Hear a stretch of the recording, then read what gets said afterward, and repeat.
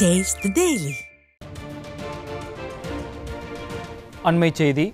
வேலூர் மாவட்டம் குடியாத்தம் அருகே ஆக்கிரமிப்பு கட்டிடங்களால் பரதராமி பகுதியில் உள்ள அரசு பள்ளி வளாகத்தில் ஒரு மாதத்திற்கும் மேலாக குளம் போல் தேங்கியுள்ள மழைநீரால் மாணவ மாணவிகளுக்கு டெங்கு மற்றும் நோய் தொற்று பரவும் அபாயம் ஏற்பட்டு உள்ளது. இது குறித்து செய்தியாளர் வினோத் தகவல்களை வழங்க கேட்கலாம். வணக்கம் வினோத், கூடுதல் தகவல்கள். வேலூர் மாவட்டம் குடியாத்தம் அடுத்த பரதராமி பகுதியில் ஊராட்சி ஒன்றிய தொடக்கப்பள்ளி செயல்பட்டு வருகிறது. இந்த பள்ளியில் 1 முதல் 5ஆம் வகுப்பு வரையில் 180க்கும் மேற்பட்ட மாணவர்கள் பயின்று வருகின்றனர். இந்த பள்ளியை சுற்றி ஆக்கிரமிப்பு கட்டிடங்களால் மழைநீர் பள்ளிக்குள் புகுந்துள்ளது. கடந்த மாதம் பெய்த கனமழையால் மழைநீர் அரசு பள்ளி வளாகத்தில் புகுந்து குளம் போல் காட்சியளிக்கிறது. இந்த மழைநீரில் ஈக்களும் கொசுக்களும் உற்பத்தியாகி துர்நாற்றம் வீசி வருவதாக பள்ளியில் பயிலும் மாணவர்களின் பெற்றோர்கள் குற்றம் சாட்டி வருகின்றனர்.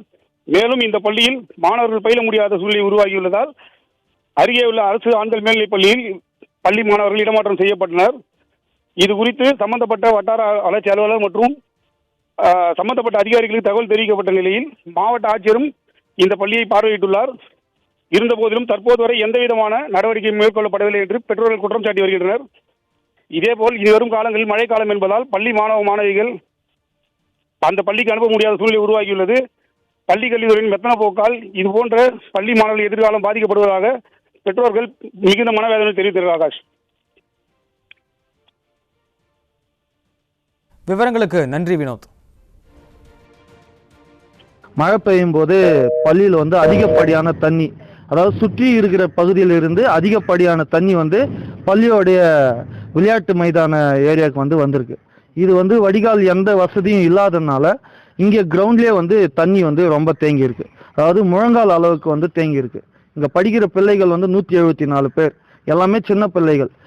முழங்கால் அளவுக்கு தண்ணி தேங்கி இருக்கிறதுனால குழந்தைங்களுக்கு எல்லா விதமான பிரச்சனையும் ஏற்படுது. ஏன்னா தண்ணி அதிகமாக இருந்துச்சுன்னா தண்ணியில் குச்சிட்டாங்கன்னா பசங்களுக்கு பிரச்சனை ஆகிடும்.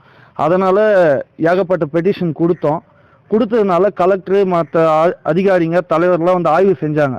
ஆய்வு செஞ்சுமே எந்த ஒரு பிரதிபலனும் இல்லை.